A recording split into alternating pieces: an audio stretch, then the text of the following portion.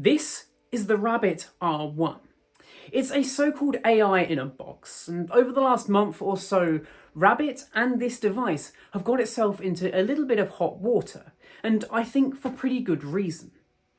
However, I've just received my unit, and I genuinely do think there might be a place in the world for a device just like this one. So grab your pocket watches and join me as we take a leap down the rabbit hole.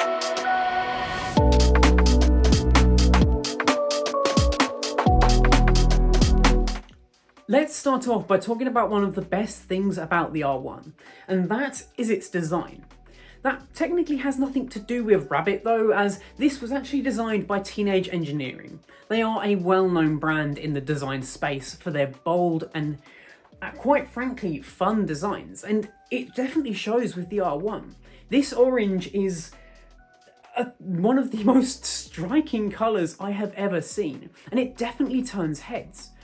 It's fun and fits pretty well in the palm of the hand. All of the buttons and even the touchscreen are pretty easily accessible from however you're holding it. On the front of the device you're seeing the screen itself, as well as in the top right having that 360-degree camera which can face away from you or towards you for vision-based requests. You've also got the scroll wheel and on the side that one button. Props to the Teenage Engineering team for creating such a nice looking and quite frankly fun device. I've never been so excited to receive a piece of tech in my life because, I mean, just look at it. This is the kind of form factor that I love to see. It's not a smartphone, it's doing something new and different in the space, and actually, I think it's a breath of fresh air. Let's talk about a lot of my frustrations with the device though, because there are a lot of them. First off, let's address exactly the issues that we've seen over the last month or so with the R1. And that is that the device simply underperforms and straight up lies about a lot of the things that it can and cannot do. For example, during the very slick CES announcement, they spoke of something called the LAM, or the LAM, the Large Action Model. The Large Action Model was promised that it could complete tasks on your behalf, much like a human could. It simply learns through watching, and can then navigate tasks and websites for you.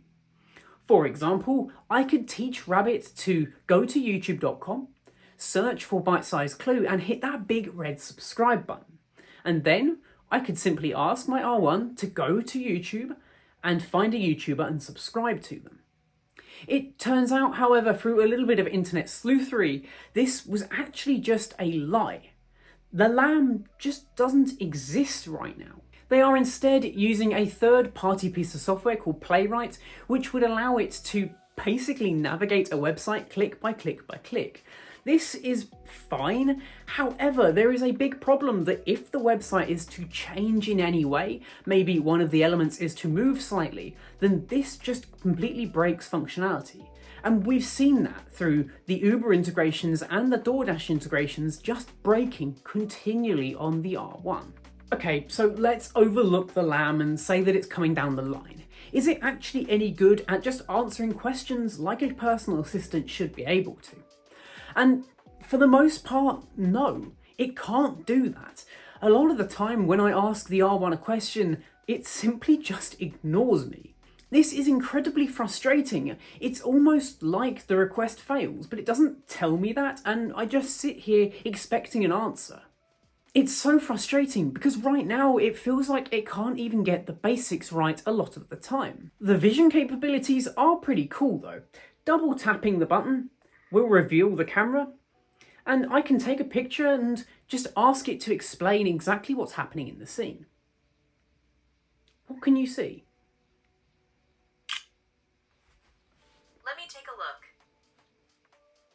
I see a smartphone mounted on a tripod or stand, with what appears to be a camera lens attachment. The smartphone is placed in front of a bookshelf or storage unit, suggesting it may be set up for recording or photography purposes.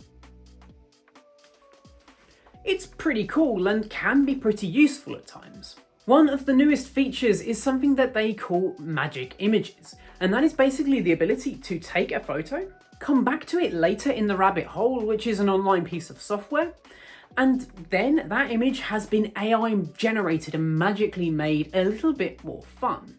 This works surprisingly well, but is pretty gimmicky, and it feels pretty pointless that they've created a feature that 1, nobody asked for, and 2, should not have been on the priority list, when it simply can't answer questions 9 times out of 10.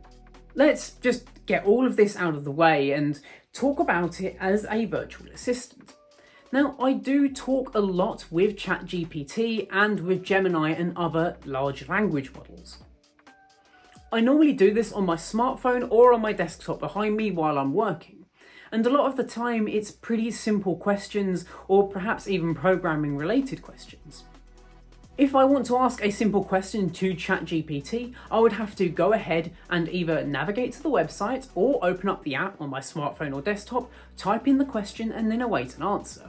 With something like the R1, it's actually a little bit quicker to do it through the R1 when it actually answers you than it is to go through a phone app or something similar, because you're just cutting out an extra step. And I think that is where the R1 is most powerful. The ability to have a device which simply does one thing, and that is being an assistant and answering questions. A lot of the time, the R1 is incredibly unreliable with its answers as well. When you ask ChatGPT a question, it at least gives you some sort of cohesive answer, but that isn't the case with the R1. I'll throw up some examples that I've asked it in the past. Let's take this one. I took a picture of a bag of sweets and asked it how many calories are in this amount of sweets, so 20 grams worth of sweets. Its answer was basically telling me that it's not going to help me with drug-related questions. This question had nothing to do with drugs, and I just simply cannot understand how it is managing to get answers so very clearly wrong all of the time.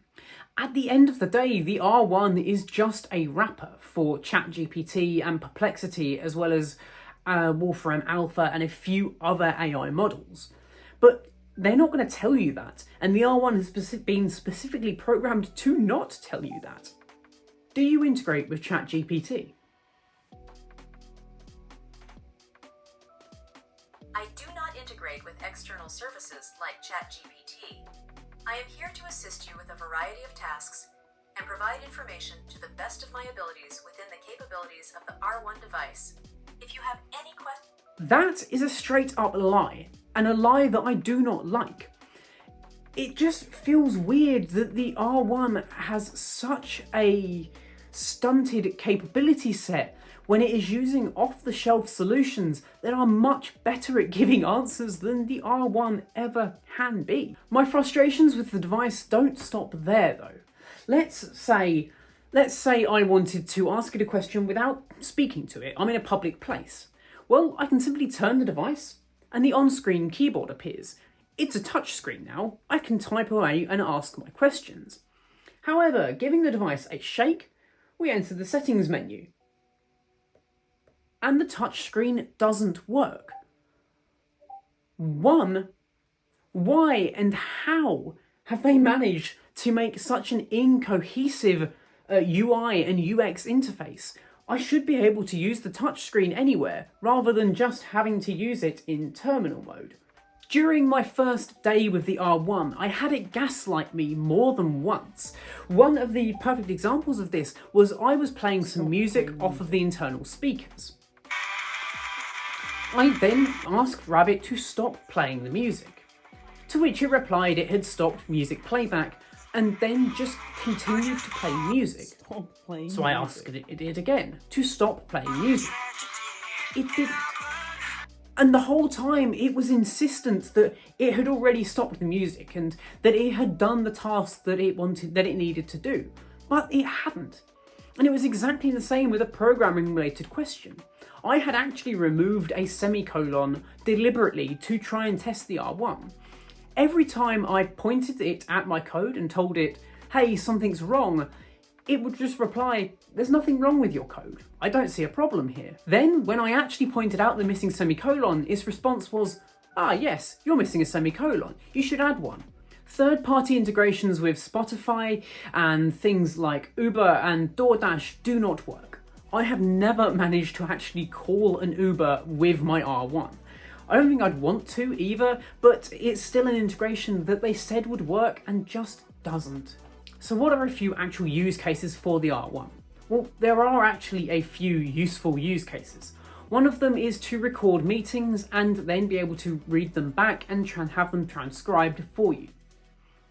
It has an internal storage of up to 128 gigabytes, so can record a fair amount of audio and some pretty long recordings as well. These will all get uploaded to the rabbit hole, ready for you to read at a later date and refer back to. But good luck having a battery life that's going to survive more than maybe a 2 or 3 hour meeting. The battery life is pretty dire on this device, mainly because of its size, but I also think there's a lot more going on under the hood. The device can connect via Wi-Fi or cellular, so you can actually use it on the go.